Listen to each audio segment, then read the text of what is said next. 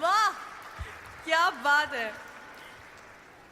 तो मैं आपसे जानना चाहूंगी कि YouTube जिसके जरिए आप actually millions and millions of students तक पहुंच पा रहे हैं, YouTube एक शिक्षा का माध्यम इन इंडिया, ये जो एक टॉपिक है इसको अगर आप थोड़ा सा इलैबोरेट कर पाएंगे so that people also know, जो कि आज तक शायद आपकी क्लासरूम का हिस्सा नहीं बन पाए, उन्हें पता चले कि क्या किस लेवल का इम्पैक्ट है जो कि आपने भारत में जो विद्यार्थी हैं उनके ऊपर बनाया है। YouTube एक शिक्षा का माध्यम।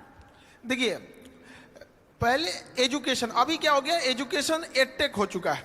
Edtech in the sense education के साथ साथ आपको टेक्नोलॉजी को भी लाना पड़ेगा। अब शुरुआत में हम लोग भी इसको एडॉप्ट नहीं कर पाए थे। 2019 के टाइम पे जब हमें कहा गया कि अब थोड़ा सा ऑनलाइन बताया जाए, तो चूंकि हमारे पास पटना में हम एक सेंट्रिक थे, वहाँ पे सबसे बड़ा क्लासरूम था, तो हमें लगता था कि लड़कों को हम यही पढ़ा रहे हैं।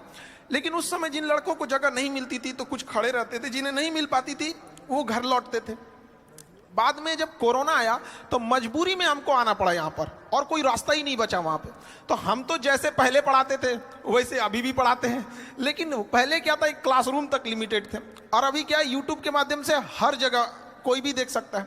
तो इससे कई फायदे भी हुए हैं और कई नुकसान भी, मतलब फायदे ज़्यादा हैं। अब जो पढ़ने वाला है वो डिस्ट्रैक्शन से कैसे बचता है, इससे ज़्यादा फायदा स्टूडेंट्स को है।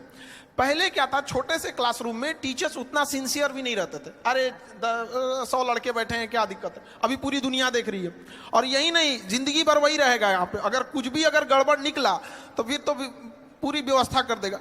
तो पहले के तुलना में पढ़ाई अब टीचर्स के लिए भी और मेहनत है, क्योंकि पहले तैयार करके आना है, पहले बोर्ड में ऐसे बना देते थे, अभी क्या है, स्क्रीन लगी रहती है, तो उस स्क्रीन पर क्या पीपीटी चलेगा, किस तरह के इमेजेज रहेंगे, वो पहले से लोड करने रहते हैं। तो ये लड़कों के लिए तो और बेनिफिशियल है।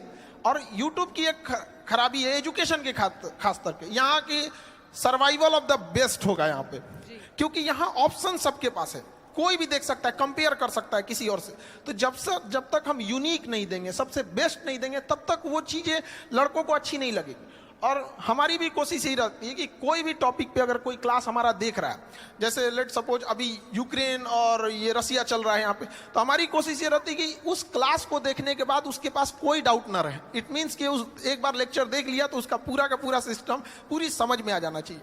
तो यूट्यूब भी एक अच्छा माध्यम है। इसकी एक और सबसे बड़ी खासियत ये है कि सारे लड़कों को शहर में बड़े सेंटर्स पे पैसे की कमी से नहीं बुला के पढ़ाया जा सकता।